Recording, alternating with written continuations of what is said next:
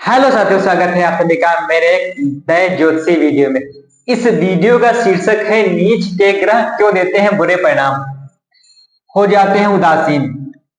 तो नीच ग्रह का तात्पर्य है जब कोई ग्रह ऐसी जगह पर पहुंचता है जहां पर वहां होने पर वो असंतुष्ट अपने आप को महसूस करता है। कहने का मतलब उस जगह पर उसको अच्छा नहीं फील होता है। इस कारण से वो अपने प्रभाव नहीं दे पाता, हो जाता है वहां पर प्रभाव देने के लिए उदासीन हो जाता है। जैसे अपने आप को आप ले लीजिए, अगर आपको जहां अच्छा नहीं लग रहा है, अगर वहां आप जाएंगे तो वहां कुछ अच्छा नहीं फील करेंगे और हो सकता है कुछ स्वास्थ्य रिलेटेड समस्याएं भी आ जाए आपको, अगर वहां पर आप जहां संतुष्टि आपको है। तो इस कारण से वो उदासीन हो जाते हैं। कहने का मतलब है कोई फल अच्छा नहीं देते, बुरा ही फल डिलीवर कर देते हैं उस समय में। अब जनकुंडली में कहां पर कौन सा ग्रह नीच होता है इसको देखते हैं। देखिए, काल पुरुष की राशि के हिसाब से देखा गया है। आपकी जनकुंडली में कहीं पर भी कोई ग्रह बह सकता है। यहाँ आपकी जनकुंडली 1 से 12 तक कोई भी लगी हो सकती है, लेकिन ये आदर्श जनकुंडली है, एक काल पुरुष के समय की जनकुंडली है, तो 1 नंबर से स्टार्ट होती है। अब सबसे पहले सूर्य से स्टार्ट करते हैं। देखिए, सूर्य मेष राशि में उच्च का होता है। मेष राशि किसकी है? मंगल की राशि है। मंगल की राशि है, पहले भाव में पड़ती है। सूर्य क्या है? सूर्य तेज, व्यक्तित्व, ऊंचाई। तो पहला भाव यही दिखाता है, व्यक्तित्व, ऊंचाई, अभिमान। तो यहाँ सूर्य उच्च का हो जाता है और यही पूर्व दिशा है। देखिए, पूर्व दिशा में जब उगता है तो सूर्य तो बहुत बढ़िया होता है, लालिमा ये होता है। इसका मतलब पूर्व दिशा में ये 1 नंबर की राशि में सूर्य होता है, उच्च की रश्मियां होती है। जिनका जन्म सुबह मॉर्निंग में होता है उनके देखे पहले भाव में सूर्य होगा। अब ये तुला में नीच का जाता है 7 नंबर, शुक्र की राशि 7 नंबर, यहाँ पर ये नीच का होता है। यहाँ पर ये अस्त हो जाता है इस भाव में। पश्चिम दिशा है, पश्चिम दिशा में अस्त हो जाता है। जिसकी जनकुंडली में जन्म शाम को हुआ होगा, शाम को 5 से 7 बजे के बीच, वो उनकी जनकुंडली में ये सूर्य नीच का होता है। ये अग्नि तत्व का ग्रह है सूर्य, और तुला में नीच का हो जाता है। तुला वायु तत्व की राशि है। अब नीच का जब हो जाता है तो इन सब चीजों में कमी आ जाती है। आत्मविश्वास में कमी, कॉन्फिडेंस में कमी, ऊंचाई में कमी, जहां तक जमीनी स्तर पर रहता है, और कॉन्फिडेंस में कमी आ जाती है। मतलब सब पॉइंट निगेटिव हो जाते हैं। यहाँ पर है व्यक्तित्व, अच्छा व्यक्तित्व, निखरा हुआ व्यक्तित्व और कॉन्फिडेंस बूस्ट और अभिमान बहुत अच्छा। और जब नीच का हो जाता है तो सब चीजों में इनमें कमी ला देता है। तो सूर्य का हुआ, सूर्य का यहाँ देखिए 7वें भाव में अस्त हो रहा है, वैसे भी समझ में आ रहा है अस्त हो रहा है, इसका मतलब रश्मियां नहीं पहुंच पा रही पृथ्वी पर, तो इस समय में नीच का। अब बात लेते हैं शुक्र की। शुक्र देखिए इस देवगुरु बृहस्पति की मीन राशि में उच्च का होता है। और मीन राशि क्या दिखाती है? मीन राशि विदेशी क्षेत्रों को दिखाती है। मीन राशि 12 नंबर की जल तत्व की राशि है, ये विदेशी क्षेत्रों को दिखाते हैं और अध्यात्म को दिखाती है। तो शुक्र जो है यहाँ पर उच्च का हो जाता है। शुक्र है भोग विलास ऐश्वर्य, और अध्यात्म को भी शुक्र कहीं ना कहीं दिखाता है।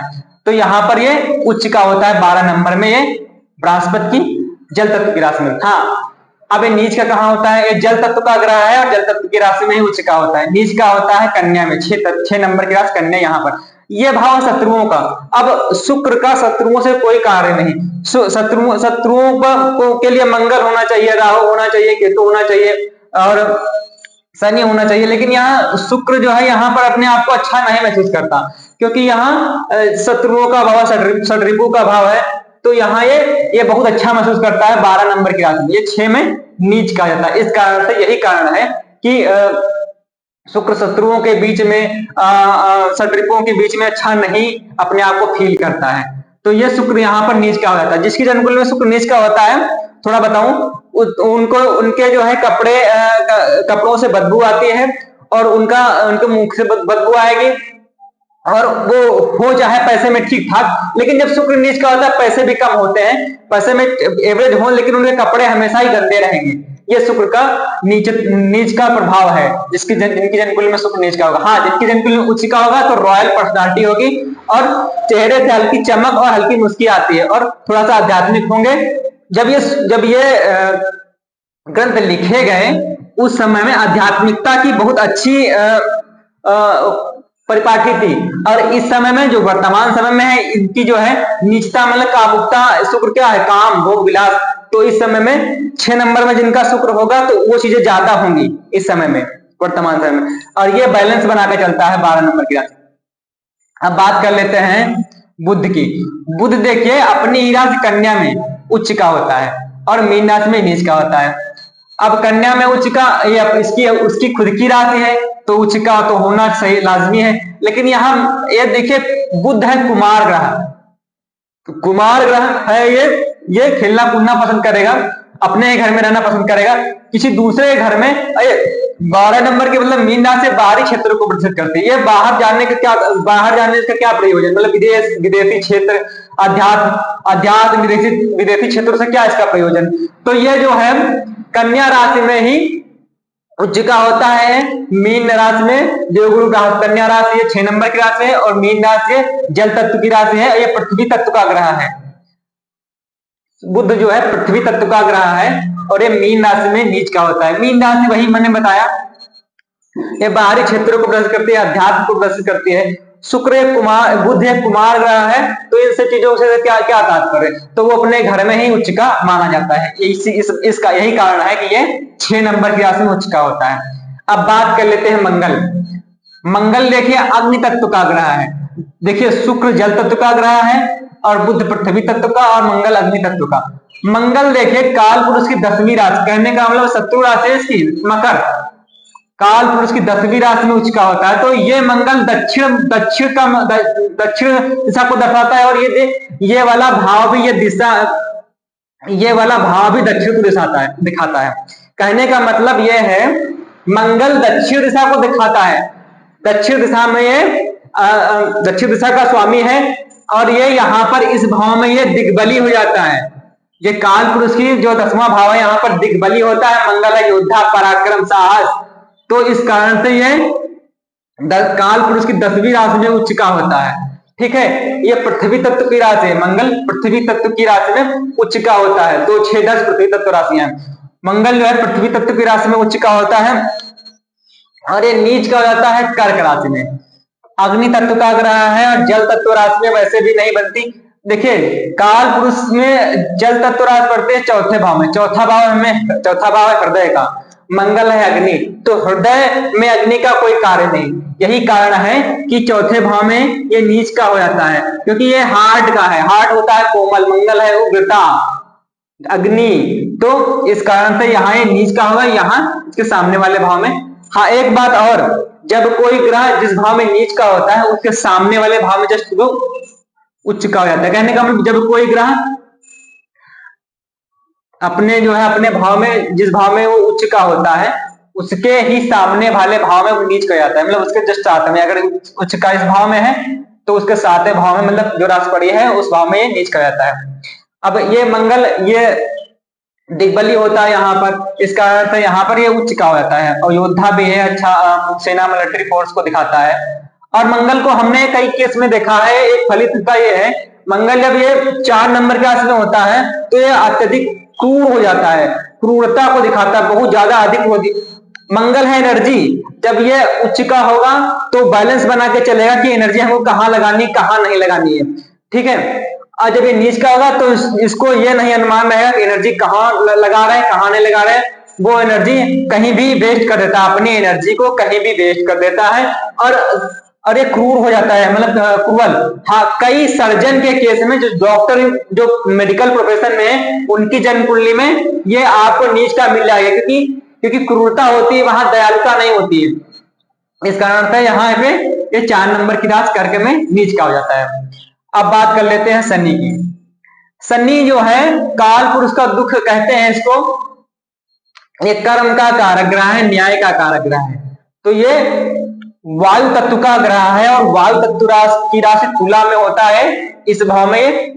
ये पश्चिम दिशा की राशि है, पश्चिम दिशा शनि की भी राशि है, और ये पश्चिम दिशा भाव भी दिखाता है काल पुरुष का, और इसी भाव में ये उच्च का हो जाता है तुला राशि में, और ये वायु तत्व राशि है। जस्ट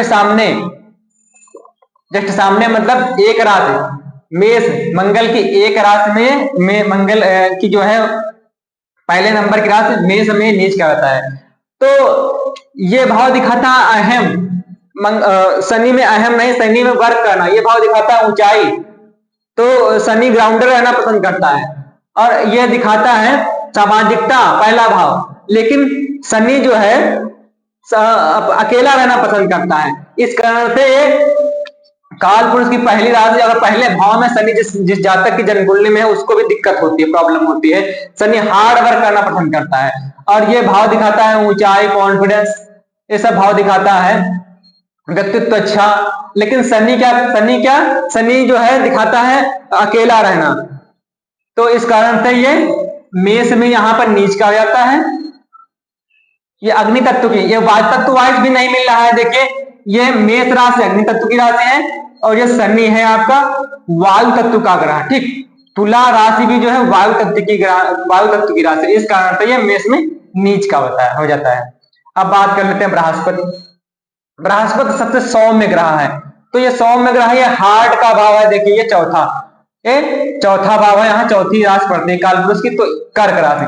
यहाँ पर बृहस्पति उच्च का माना जाता है। 4 नंबर, ये हार्ट का है, कोमल है बृहस्पति, तो यहाँ उच्च का है, बढ़िया है। ज्ञान के मामले में ऐसा तक बढ़िया होता है और उसका कोमल हृदय रहता है बृहस्पति अगर उच्च का है तो। 4 नंबर की चंद्रमा की राशि में उच्च का होता है, चंद्रमा का मित्र ग्रह। हाँ, ये मकर में नीच का जाता है।